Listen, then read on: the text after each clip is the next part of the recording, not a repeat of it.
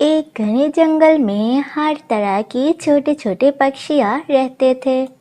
सारे पक्षियाँ एक दूसरे के दोस्त बन के रहते थे।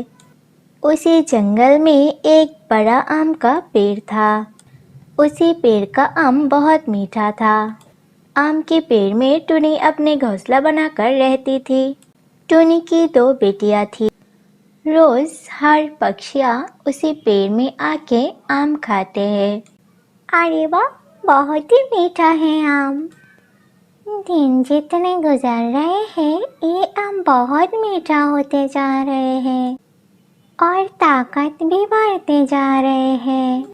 सभी पक्षी आम खाकर चले जाते हैं। बच्चों, कुछ देर में शाम हो जाएगी। चलो नदी से पानी पी के आते। मम्मी, रोज रोज नदी में जाना अच्छा नहीं लगता। काश आसपास कोई नदी होती तो बहुत अच्छा होता। लेकिन बेटा, अब क्या करें, नदी तो पास नहीं है, तो हम लोगों को दूर ही जाना पड़ेगा। अब चलो चलो जल्दी, बदमाशी बाद में करना। ठीक है मम्मी, चलो। कभी भी नदी में पानी पी रही थी। तभी टुनी के साथ कभी की मुलाकात हुई और कभी ने टुनी को बोला, अरे वाह टुनी, आम के पेड़ में रहकर रोज आम खा खा कर कितने ताजे हो गई है। ऐसा लगता है आम के पेड़ के मालिक तो खुद ही है। क्यों कभी बहन, आप लोग भी तो आते हो, रोज आम खाते हो और जंगल के हर पक्षी आकर आम खाते हैं। मैंने किसी को कुछ बोला है क्या? ना किसी को रोका, फिर आप ऐसे क्यों बोल रहे हो? ये पेड़ में हर पक्षी की हक है। जो भी चाहे जब भी चाहे वो जाके आम खा सकते हैं। इतना कहकर टुनी अपने बच्चों को लेकर बाहर से आ जाती है। कभी भी बाहर से चली जाती है और कभी घर आके कौवा को बोलती है, ये टुनी की जबान कुछ ज्यादा नहीं चल रही है। क्यों कभी, क्या हुआ? आज फिर क्या बोल दिया टुनी ने तुमको? मैंने बस उसे बोला तू आम खाकर सुंदर हो रही है और उसने मुझे इतना कुछ सुना दिया। क्या उस छोटी चिड़िया की इतनी बड़ी हिम्मत है कि वो तुमसे जबान लड़ाए? उसका खबर तो मैं लूंगा। कौवा जी सुनिए ना, क्यों ना उस पेड़ हम हमारी दखल में ले लेते हैं। फिर देखती हूँ टुनी उस आम के पेड़ के आसपास कैसे आती है। हाँ, सही कहा तुमने, ऐसा ही कुछ करना पड़ेगा। फिर कौवा और कभी टुनी के घर जाते हैं।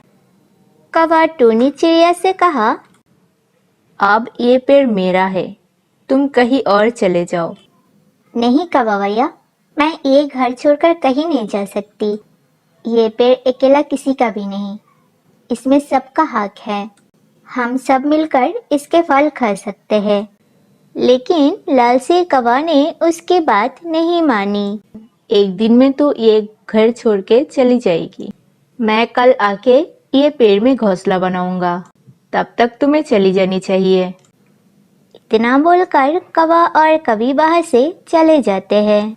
टुनी चिड़िया बहुत घबरा गई, लेकिन वो हिम्मत नहीं हारी। उसने जंगल के बुजुर्ग पक्षी चील के पास गई। चील मौसी, वो कौवा ने मेरे घर आकर मुझे धमकी देकर गया। कल सुबह तक मुझे अपने घोंसला छोड़कर जाने को बोला। उसने उसी पेड़ को खुद अकेला दखल करना चाहता है। अगर उसने उसी पेड़ में रहने लगे तो कोई भी पक्षी उसी पेड़ के आसपास नहीं जा सकेगी, ना उसी पेड़ का आम खा सकेगी। अच्छा, तो कौवा ने ऐसा बोला है क्या?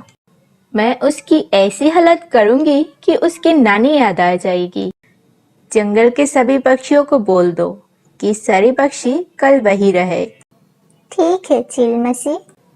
फिर एक एक करके टुनी सभी पक्षी के पास जाके बोल दिया। अगले दिन सुबह सभी पक्षी टुनी के घर चली आई। उसी वक्त कौवा और कभी टुनी के घर आती है।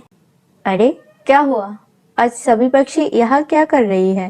फिर चील आके कवि और कौवा को मारने लगे। फिर चील ने गुस्से में बोला, कौवा, अगर तुमने पेड़ की नुकसान पहुंचाने की कोशिश की तो हम तुम्हें सबक सिखाएंगे। फिर कौवा और कवि डर जाते हैं और वहां से भाग जाते हैं। चील मसी, तुम्हें बहुत बहुत धन्यवाद। अगर तुम नहीं होते तो ये दुष्ट कौवा जंगल के सभी पक्षी को बहुत परेशान करते। इसके बाद सभी पक्षी उसी जंगल में खुशी खुशी रहने लगे और उसी पेड़ का आम खाते रहे।